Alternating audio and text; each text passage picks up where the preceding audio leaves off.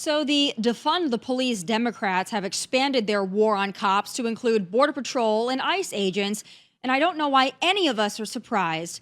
But I have Texas Representative Brandon Gill, who's joining me in just a moment. But first, don't forget to like, comment, subscribe to the show on YouTube at Tomi Lahren is Fearless. The show starts now.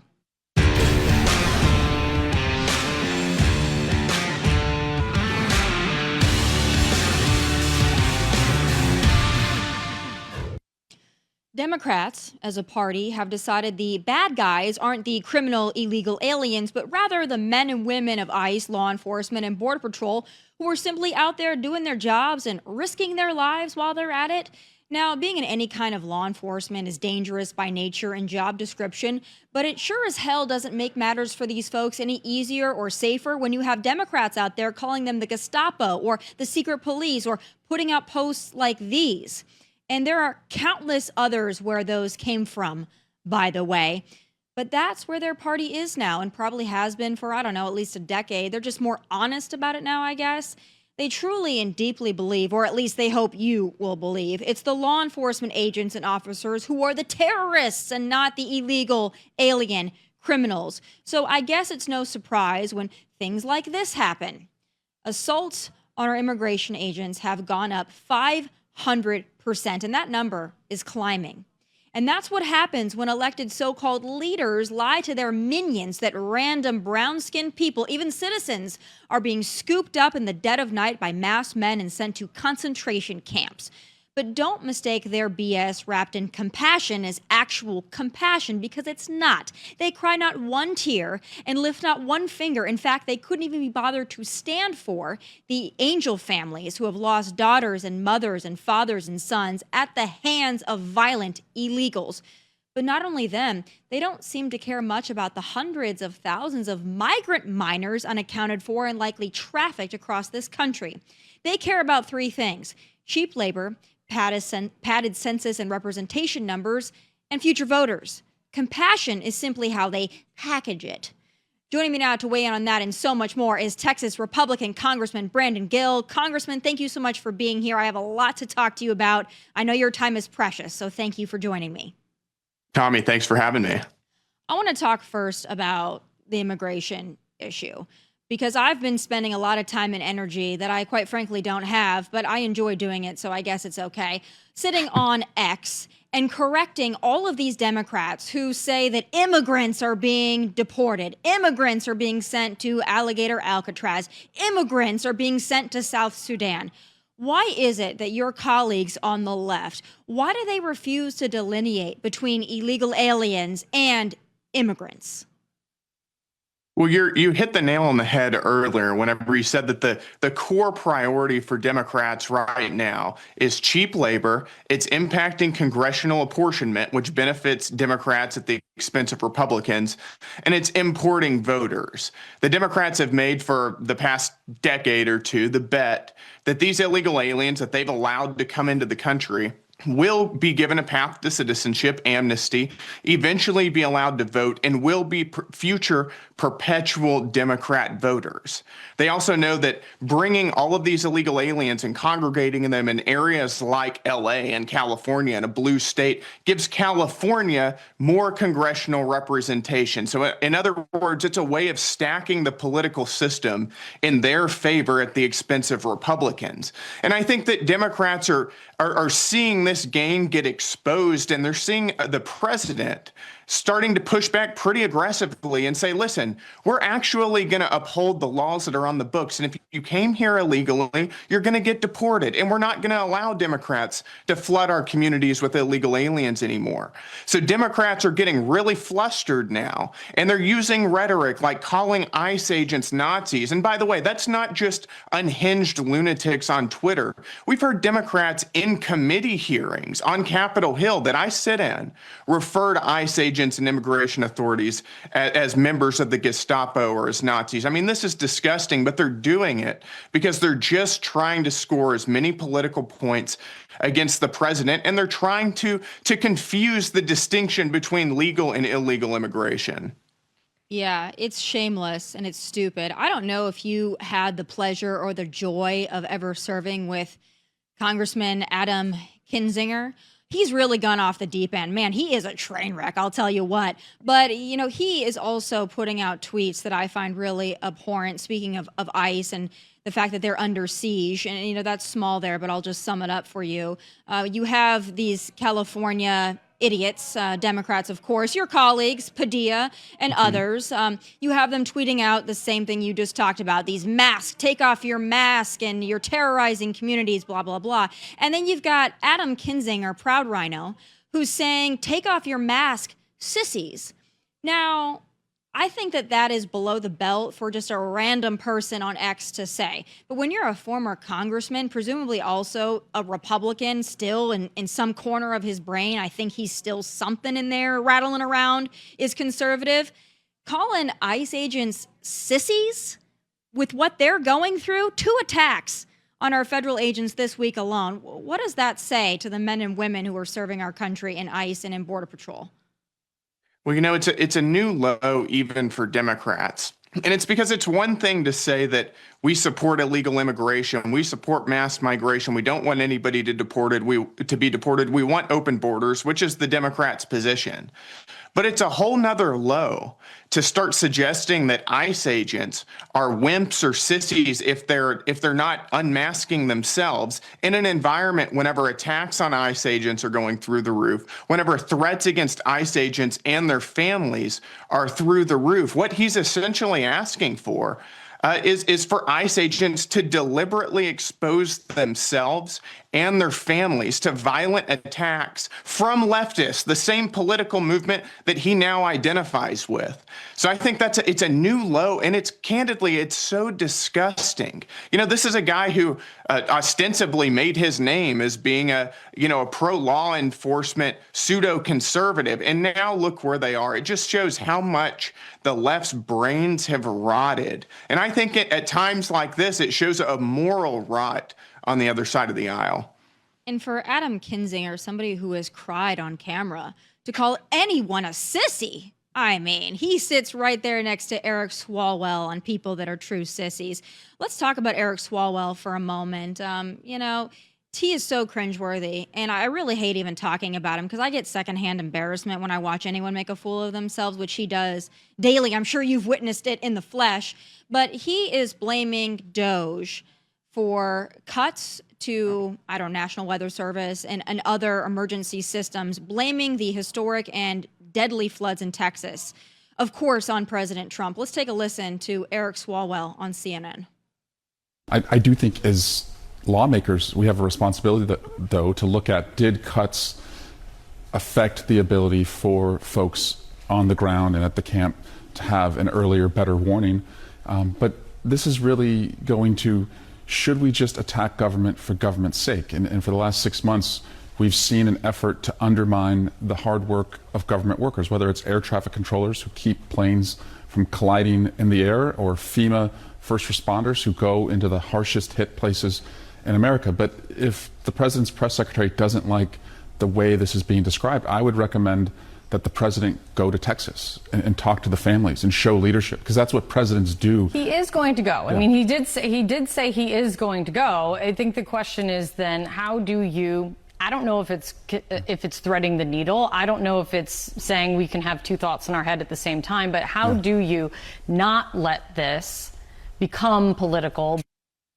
So again, and a lot of Democrats have been doing this all week long. They won't directly say that the cuts caused it because they know the facts. They really do know the facts with the extra National Weather Service, all that. But they try to make this long string argument that, well, we got to look at a lot of these cuts. And then he tried to tie in, well, planes crashing, that's obviously Trump's fault too. When you talk to your colleagues on the left, on the right, behind closed doors, do they really believe all of this hot air that they're putting out on liberal mainstream networks? Well, it's hard to know what liberals believe anymore. They know that the National Weather Service and the meteorologists involved here are heroes, that they had more meteorologists on staff than they normally do, that they put out warnings 12 hours in advance, they'd flash flood warnings hours and hours in advance, and that they did their job well, and that the cuts had nothing to do with what happened here. But they've sunk so low that Democrats are willing to say and do anything so that they can score political points against the president. I mean, right now, we are still pulling bodies out of the flooded water right now. We have officials working in extremely dangerous conditions to make sure that the people in the area are still safe and that we can recover the bodies of the people who lost their lives. Right now, we should be praying for the victims and for the families and for the rescue operators, not trying to score cheap political points. But that's sort of how low they have sunk. You know, they have no leadership. They have no message. All they can do is attack the president, no matter how slanderous it is. And this is just another example of it. We see it in committee hearings every single day on Capitol Hill. But I do think that this is sort of a new low for them. Yeah, every day they find a new low. Just on that topic, because you are colleagues with Minority Leader Hakeem Jeffries, did you happen to see the Photoshop image that he did of himself on the park bench? I just have to bring that up because I don't get a chance to be around these people on a daily basis like you do. But I'm wondering, you know, because I'm shady. So if I was with him in the same room, I'd be like, Hakeem, why were you trying to make your hips smaller? You know, but did you see the photo and what was your initial reaction to it? I saw the photo and it shows you how disingenuous the Democrats are. And I always like to contrast it to President Trump. And whatever you think about the president, you know that what you see is what you get. And that's what people love about the president. They love that he's authentic. They love that they know the person that they're voting for. And then you contrast that with the Democrats who are putting out these bizarre photoshopped pictures. They routinely lie about their own backgrounds. We've seen evidence from AOC doing that recently. Of course, Zohran Mamdani, the communist mayoral candidate in New York City. And I just wonder, what do you think you're getting out of this? You know, most Americans, I don't think they're really focused on your background. They're focused on your policies. And yet that's what you find yourself routinely lying about. And I think that the minority leaders Photoshop is a great example of that. Why put this stuff out? If you're going to lie about the little things, that seems to me to be evidence that you're certainly going to lie about the big things that matter. Yeah, he fought Photoshop and Photoshop won that round. I want to talk as well about the big, beautiful bill because, you know, that was last week's outrage. They're on to new things to complain about this week, as we know. They're going back to old favorites, of course. But when we talk about the big, beautiful bill, I have a little bit of a concern that the message is once again being warped by Democrats and mainstream media. And I see them tweet about it on a daily basis when they're not tweeting about immigrants who are illegals. They're tweeting that all these hospitals are going to close. People in rural areas will not get health care. And that's the narrative they're pushing out. Unfortunately, a lot of Americans do believe that. They do watch CNN. They do follow these Twitter accounts, and that's what they believe. So please set the record straight for those out there who were legitimately terrified that they are going to lose the benefits and the coverage that they are actually entitled to. Yeah, I mean, let's talk about Medicaid because that's where you hear most of the attacks from the left coming at. What we did on Medicaid and healthcare is we simply said that if you're an illegal alien, you shouldn't be getting taxpayer-funded welfare to begin with. But we also said that if you're an American and you are able-bodied in your working age and you don't have young children, that you should at least be working or seeking work in order to get Medicaid. That's basic common sense. We refer to those as work requirements. That's something that 80% of Americans, even many Democrats, agree with. And Democrats don't want to talk about that because they know how popular it is to tell people that you need to work. You can't be a welfare queen forever and live off of the government's dime if you're not even trying to work. Most Americans don't think that illegal aliens should be able to work. So that's what we did with Medicaid. Democrats are spinning that and trying to portray us as kicking millions of people off of our welfare rolls. That's simply not true. In fact, in this bill, we also created a $50 billion rural hospital fund to help rural hospitals. So what we're doing is slashing waste, fraud, and abuse from our healthcare system, which ultimately will help drive down costs and help solidify Medicaid and other programs for the core population that they were intended to serve. And again, that core population does not include illegal aliens, and it does not include people who are working age and able-bodied and refuse to work. Yeah, when you see some of these people on social media posting about their EBT and their SNAP and how much they're taking advantage of the system, it should enrage people. These programs are not meant for people who don't want to work or think they're too good to work or work hard. It's meant for people who can't work. And that's what to me is most frustrating. I want to talk about another fun little report there. I know sometimes talking about economic stuff, it doesn't get the young kids super excited, but I think it's important. The Council of Economic Advisors has been talking about this all week. I think it's important. American employment is up 2 million jobs since January. Foreign workers, all right, I guess we know their impact on our economy, but when you see foreign born is going down, but native born is going up, to me, that's a great sign that not only the president's policies are working, but his immigration policies are working. And it also shows me that when you kind of wean off of this addiction to illegal alien cheap labor, you give Americans those jobs, and you know what? All boats are going to rise. I think it's great numbers. Why does the left not want to talk about it? You know, there's the political aspect, which we talked about earlier, but there's also the addiction to cheap labor.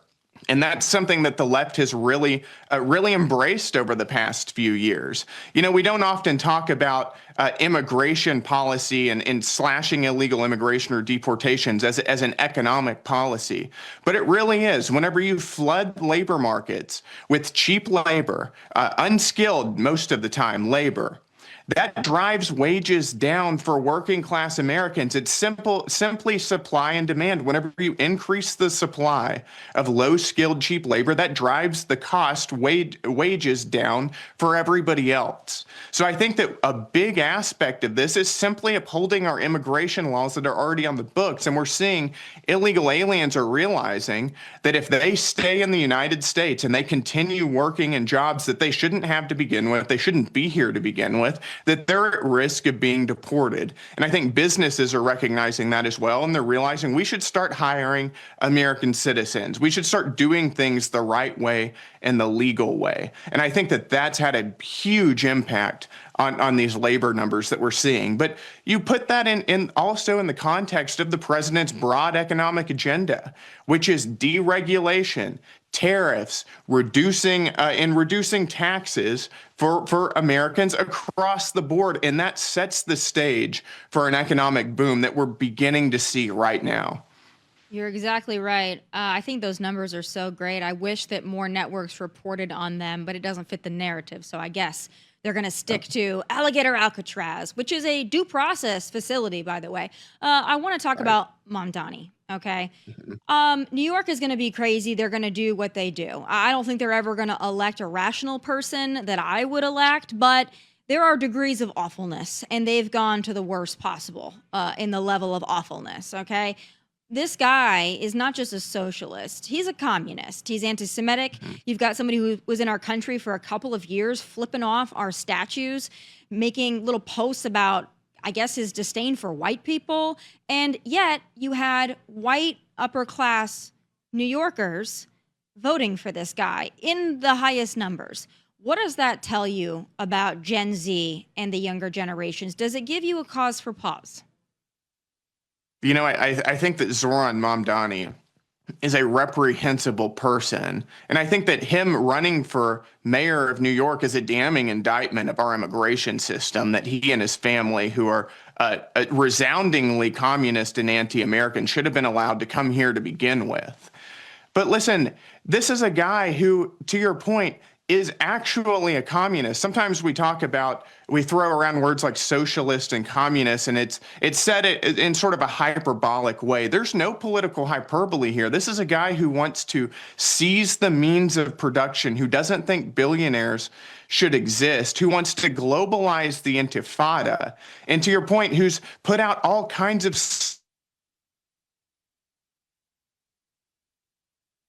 against white people and against Americans. So I think it's terrifying. And we should be worried that this guy actually is the Democrat nominee for mayor of New York. I hope that the other side, the Republicans, can unite behind a single candidate to beat this guy.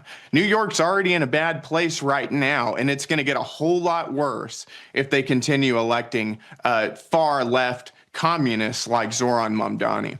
What do you think the answer is? Do people coalesce around Cuomo, Eric Adams? I mean, of the two, I would pick Eric Adams, but from what we've heard, he's not polling well in New York City, probably just because he wants to work the slightest bit with the Trump administration to get out violent illegal aliens.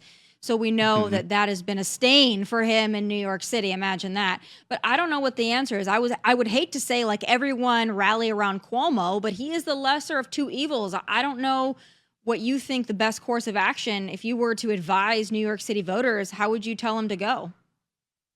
Yeah, of the three, I definitely prefer Eric Adams. But one of those two, Adams or Cuomo, needs to drop out in order to save their city. They're going to split the vote if they both stay in, and they're going to cause Zohran Mamdani to become the next mayor. So I would prefer Adams. And I think that he is electable. He seems to be electable. He was a police chief, is mayor right now. He seems to be somebody who's got some common sense. New Yorkers care a lot about law and order. They're oftentimes the ones who are living in, Gotham City, where criminals are running rampant. And I think Eric Adams would take care of that. But if the guy is Andrew Cuomo, then everybody else should rally behind Cuomo if he's the guy who can win here. But I think it's still early. We need to see who is a more politically viable candidate of the two. But the key is that one of them get out of the race. Yeah, you're right. Last question for you. I want to know if you think that Governor Gavin Newsom is going to run for president in 2028. That's kind of a rhetorical question. He was just in South Carolina speaking to a group of white grannies. But do you think he's going to run? And if he does run, do you think he has a chance? I imagine he is. He seems to have been teeing up a run for the past several years. He went after DeSantis multiple times over the past few years, wanted to debate him, wanted to show how great California is, the state that is drowning in debt and in illegal aliens and in crime. So I think that he is going to run. He's been sort of positioning himself that way.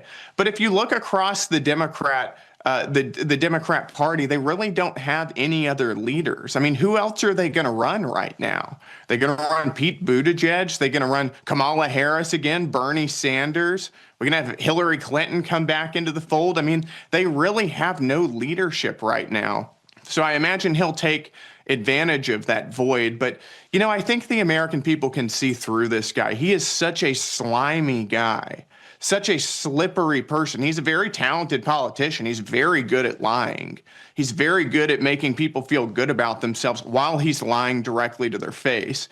But I think once you put him on the national stage and you contrast him with whether it's Marco Rubio or J.D. Vance or whoever the Republican nominee is, the contrast is going to be clear that people want somebody who is honest and straightforward with them and promotes common sense policies. And they can see the chaos in California. And I know voters in Texas, right here in Texas 26, do not want Texas to become California. And I think that voters across the country can see that as well.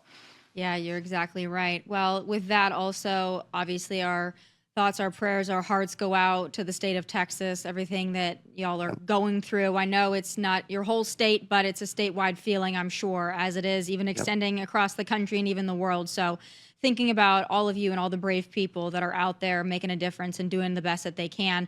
Thanks for taking the time with me today. I really appreciate it, and I hope to have you back down the road. Thanks for representing. I think you might be a Gen Z. Are you a millennial or a Gen Z?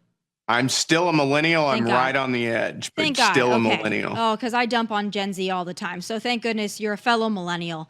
So I love to see it. Thank you so much, Congressman, and I'll talk to you soon, hopefully.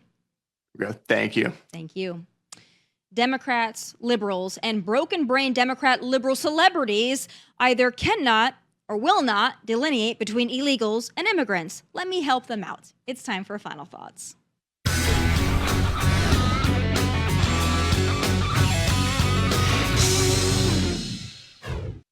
So there's a few things stuck in my craw, and pretty much all of them are facilitated by libs, but here's one of the major ones.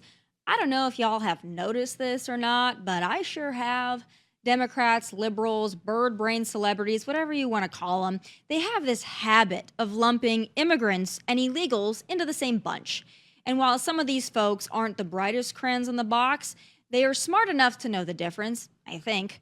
This word game, though, is purposeful. It's disingenuous. It's morally bankrupt. It's also super condescending and insulting to the millions and generations of legal immigrants who came to this country the right way, paid a lot of money, waited in a long line, and respected this great nation enough to immigrate here legally. When these libs repeatedly use the term immigrant when they're actually referring to illegals, it does more than just insult immigrants. It also further advances their false, BS, and purposefully misleading narrative that ICE agents are swooping up citizens, people who look Latino, and legal immigrants and deporting them to an unknown country. They know that, which is why they do it. I'd also add, since this commentary has also turned into somewhat of a lesson for willfully ignorant Democrats, all illegal aliens are subject to arrest, detention, and deportation. But here's Florida State Senator Carlos Guillermo Smith, who doesn't seem to get the concept. Hey everyone, I'm outside of the Orange County Jail that I just visited with Dr. Representative Ana Villascamani. We came here today to find out more about what the process is when immigrants are brought to the Orange County Jail who have ICE detainer holds. We know as of this morning, about 47 detainees are here simply because they have ICE holds. They've not committed any crimes and they're not facing any criminal charges. The vast majority of those actually are Latinos who are construction workers and who were detained and apprehended during a traffic stop, not when they were committing any crimes, because they've not committed any crimes. And we were also able to unequivocally confirm that several detainees who have not committed any crimes were transferred from the Orange County Jail already to ICE, where they were then brought to Alligator Alcatraz. That proves that the claim that only the worst of the worst are being brought to Alligator Alcatraz is a lie. So Carlos seems to think that just being an illegal alien with an ICE hold isn't a good enough reason to be detained and then deported. Is Carlos an idiot? Probably. To my earlier point, he also referred to the ICE detained folks as immigrants with ICE holds. Immigrants don't have ICE holds. Illegals do. And Alligator Alcatraz, though perhaps ominous sounding, is just a detention facility where those illegals can wrap up their due process before being deported. I hope this helps, and thank you for your attention to this matter. Those are my final thoughts. Please be sure to tune in live tomorrow, 1 p.m. Eastern. Catch full episodes on Outkick, Fox Nation, foxnews.com. Please like and subscribe to the YouTube channel at Tomi Lahren is Fearless from Nashville. God bless and take care. Hey, thanks for watching. If you want more of my hottest takes, must-see conversations, and of course, my final thoughts, click here and make sure you subscribe here so you never miss a beat. I'll be here every weekday, and I hope you'll join me.